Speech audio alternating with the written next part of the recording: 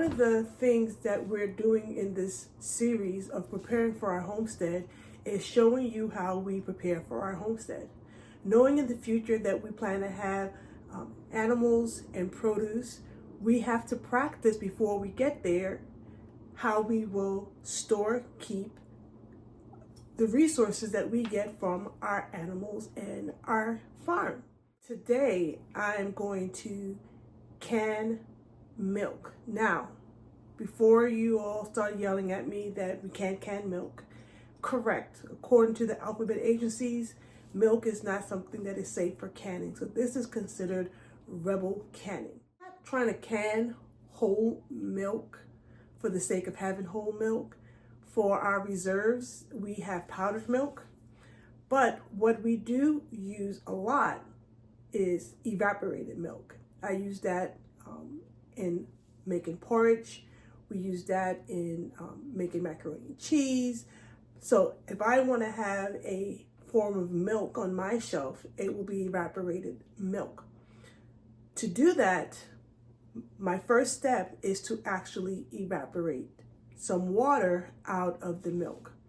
And what I've learned is evaporated milk is just milk with 50% of the water boiled out.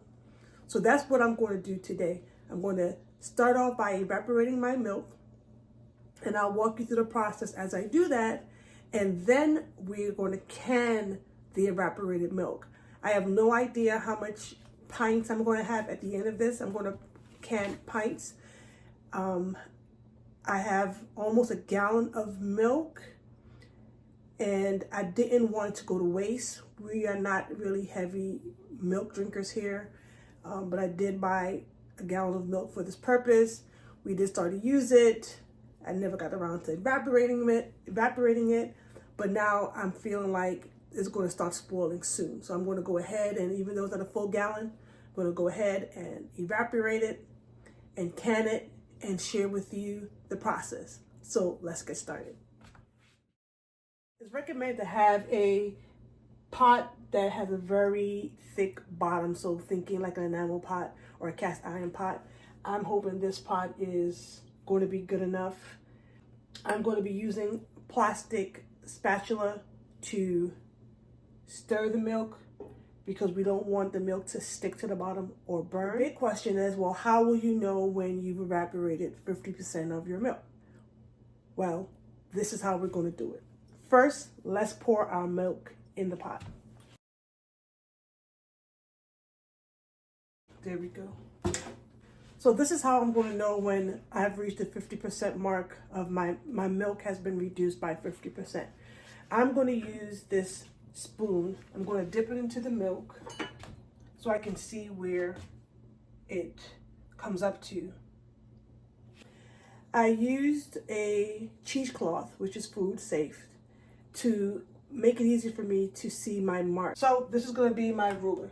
So I'm going to put that down, and we're going to turn our stove on. I'm talking like this is what I've done before, and this is the results of what worked. I've never done this before. We're going to learn this together, and I promise you that if anything goes wrong, I will share that with you. And my dream is to see right now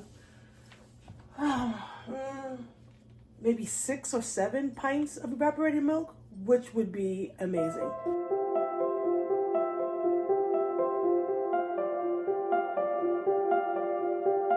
The video that I watched to get these directions, she said that this should take about 25 to 30 minutes to reduce. But that is because she reduced 3 cups.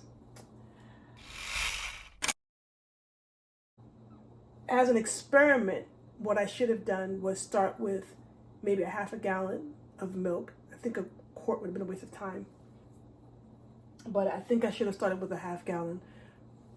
But this is what I got. This is what we're doing. We have little bubbles. I'm going to continue to mix this because I don't want anything to burn or stick.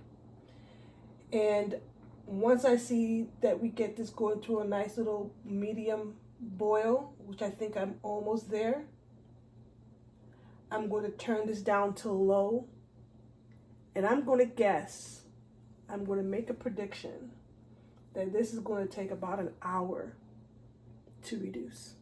That's a lot of time. And during that hour, I'm going to be coming back and forth to stir it. But I'm also going to get my canner prepped and my jars prepped. When you're canning something hot, you need to can it. The canner needs to be already hot. Okay, so when she did 3 cups, when she was finished, she had 1.5 cups, which filled 1 pint jar. That's 3 cups. So I'm thinking, let's do some math. A gallon is 8 pints. So that's not too bad. So this should give me maybe 4 pints. That's not bad. So I'm going to prepare 4 jars. If I have more than 4 pints, that means I have not reduced my milk enough. That's a good little marker there.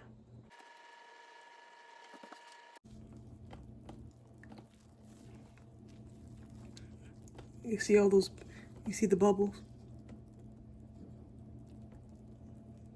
Okay. I'm going to call that medium. And so I'm going to turn it down to low. And it is now 240. All right, you see that light simmer that's happening? That's how it should be simmering on low. Shouldn't be any more than that. More than that, you have that medium simmer that we just came from.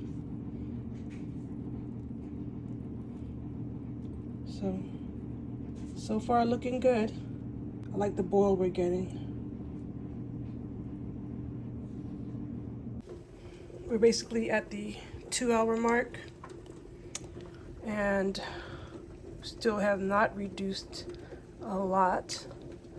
The color is darker. It's hard to see in the camera. It's a little bit darker, but just by looking on the side of the pot, we see how far we've gone, and we're not there yet. And I think my fire's too low because I should be seeing like a bubbles around the edge. I'm just so afraid to burn the milk.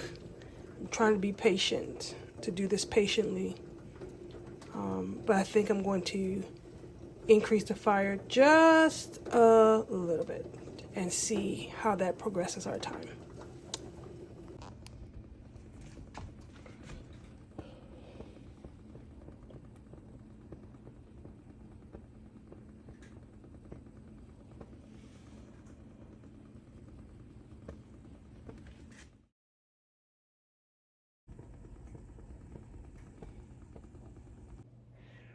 We measured it with our spoon with the cheesecloth tied at the end.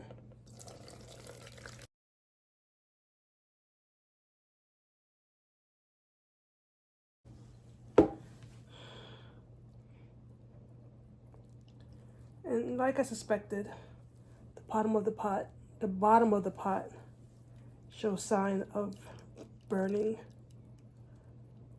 which tells me that this pot wasn't the best pot for this. But the milk doesn't smell burnt. And we'll do a taste test.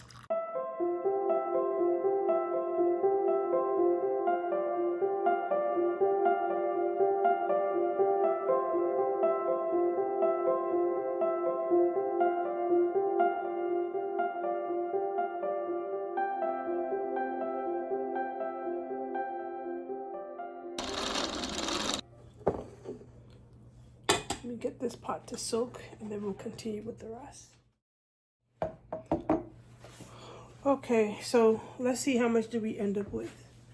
We ended up with 8 cups or 64 ounces, which is exactly what I thought we was going to get. So I am actually impressed that my math was right. Okay. The camera really doesn't show that the color is spot on for evaporated milk.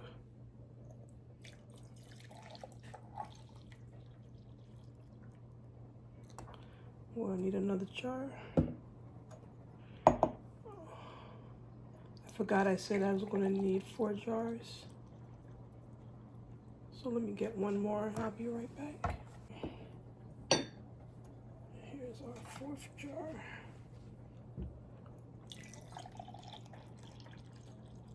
My can is on the stove already with a low flame. So make sure the water is hot to receive this hot product.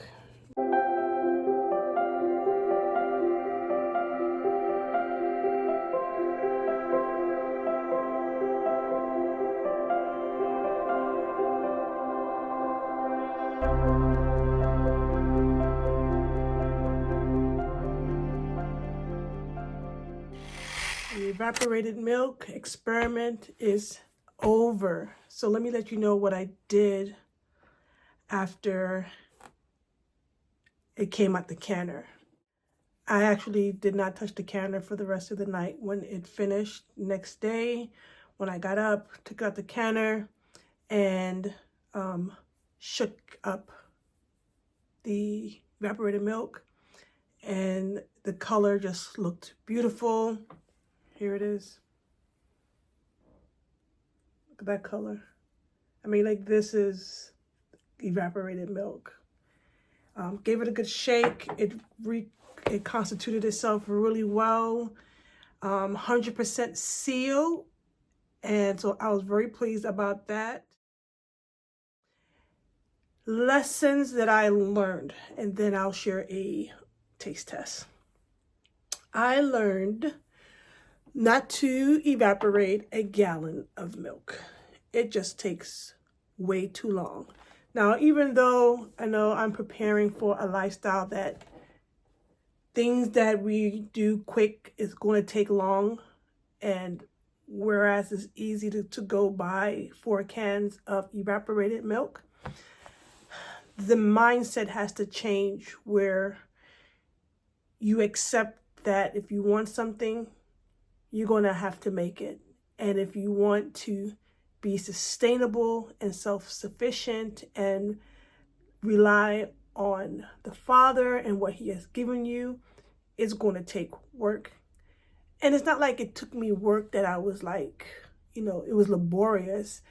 It was kind of boring. I feel really safe canning milk. First of all, the milk was already pasteurized. Then I, cooked it for hours and hours. And then I canned it, which is, again, putting more heat to it. So I'm very comfortable with it. And also, I'm not inventing this wheel.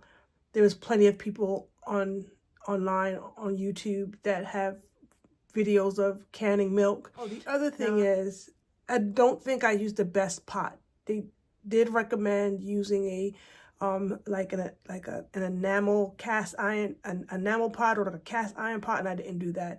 I used a pot. I chose it really for the depth, and it probably wasn't the best bottom kind of situation. So at the end of it, there was like a thin layer of burnt milk at the bottom, which I could have felt it as I was stirring. I just made sure not to scrape it. So that's what I would do. I would change to a heavier pot. I would not can a gallon. I think if I do this again, which I probably will, I will probably do maybe a half gallon, because I'm only putting 4 cans on my shelf. I need more cans on my shelf. So for this storage, slow and steady is truly going to win the race. The feeling of accomplishment to do this, like, imagine being at home and needing milk, evaporated milk, and you don't have a can but you have milk, right? Because you have access to milk from an animal, from your cow or your goat, and then all you have to do is spend some time on the stove and you have evaporated milk. So what I do know I'm going to try next is condensed milk, because what I've learned is condensed milk is just evaporated milk, not 50%, it's to 75%, and then it's sweetened. that's something I use a lot. One of my staples, breakfast for our home, or it's a specialty I should call it, is cornmeal porridge. And one pot is at least 2 cans of condensed milk, a can of evaporated milk, and that's just to get the body of the porridge going. So I'm looking forward to that. Now for the taste test. Beautiful. Almost I have to say impeccable because I can't even say except for. Okay, let's go ahead and taste it.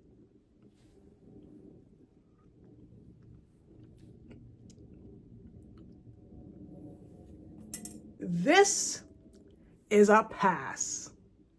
This is a success. It tastes creamy. It tastes like evaporated milk. I don't even know what to say. This is pretty amazing. You know, we think that things have to be difficult because you have to purchase it, but oh my goodness, this is a big success. I'm really excited. I can't wait for my family to taste this. Trying the evaporated milk. Okay. Yeah. Definitely tastes like milk. But yeah, definitely nailed that evaporated taste that evaporated milk has. Thank you. Really creamy. Oh, success.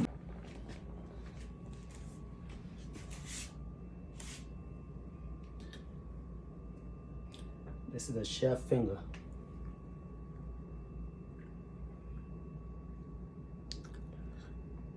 Homemade, right? Yes.